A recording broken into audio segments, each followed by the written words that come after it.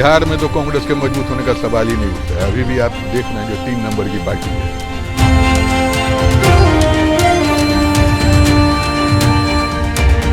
BJP में यह तो तय है जो एक दल है एक नेता है, जो मोदी जी हैं। तो माननीय मोदी जी जो करते हैं वही लागू होता है और राष्ट्रहित में वो काम कर रहे हैं। इससे प्रभावित होकर ही हमने कांग्रेस का साथ छोड़ के बीजेपी को ज्वाइन किया।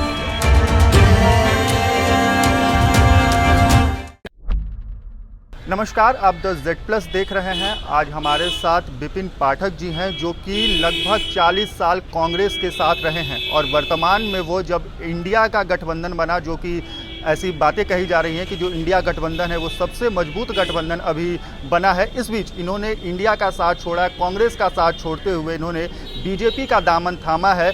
इन्होंने बीजेपी का दामन क्यों थामा है, इस पर हम बातचीत करेंगे और विस्तार से समझेंगे कि इंडिया और एनडीए में क्या अंतर है। इन्होंने इंडिया छोड़ करके आज एनडीए का दामन क्यों थामा है। सर, एक तरफ जहां लोग ये कह रहे हैं कि इंडिया जो है इतना बड़ा अलायंस हो रहा है, महागठबंधन हो रहा है, सब कुछ हो रहा है, लेकिन आप इंडिया का साथ छोड़ करके, कांग्रेस का साथ छोड़ करके आज बीजेपी का दामन थाम लिया आपने। इंडिया गठबंधन में एक तो नेतृत्व का माने फैसला नहीं हुआ है जो इसका नेता कौन होगा। अच्छा। तो वहाँ पो की स्थिति है और चूंकि 26 दल है तो सबका विचारधारा अलग है। तो क्या लागू करेंगे ये जनता के भलाई के लिए, ये भी समझ में नहीं आ रहा है। लेकिन बीजेपी में यह तो तय है जो एक दल है एक नेता है, जो मोदी जी हैं। तो माननीय मोदी जी जो करते हैं वही लागू होता है और राष्ट्रहित में वो काम कर रहे हैं। इससे प्रभावित होकर ही हमने कांग्रेस का साथ छोड़ के बीजेपी को ज्वाइन किया। ये बताइए सर कि अभी जिस तरह से कांग्रेस अपना प्रचार कर रही है, हम सब जगह मजबूत हो रहे हैं, लेकिन उस बीच आप बीजेपी के साथ में आ रहे हैं। कहीं लगता तो नहीं है कि आपने गलत समय पे दूसरे नाव में पैर रखा है? नहीं, बिहार में तो कांग्रेस के मजबूत होने का सवाल ही नहीं उठता है। अभी भी आप देख रहे हैं जो 3 नंबर की पार्टी है, जदयू, राजद, उसके बाद कांग्रेस। तो इसका स्कोप ही कितना है। अपने पैर पर खड़ा होने में भी इसको 100 साल और लगेगा, क्योंकि जमीन ही खिसक गया है। तो उसमें कार्यकर्ता का कोई माने भविष्य ही नहीं है। आप कैसे बीजेपी को मजबूत करेंगे?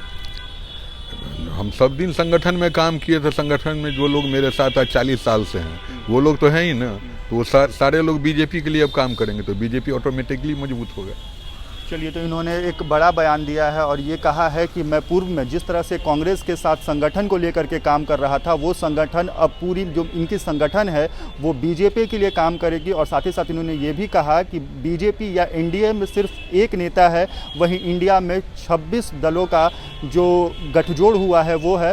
तो इससे सब कुछ साफ होता है कि किस तरह से जहाँ एक तरफ इंडिया खुद को ये कह रही है कि वो मजबूत हो रही है, वहीं बीजेपी का लोग दामन थाम रहे हैं। इस तरह के जो कद्दावर नेता हैं, पूर्व में कांग्रेस के साथ 40 सालों तक इन्होंने समय दिया है और अब ये बीजेपी के साथ हो चले हैं। बाकी इस खबर पर आपकी क्या राय है, हमें कमेंट बॉक्स में लिखकर ज़रूर बताएं।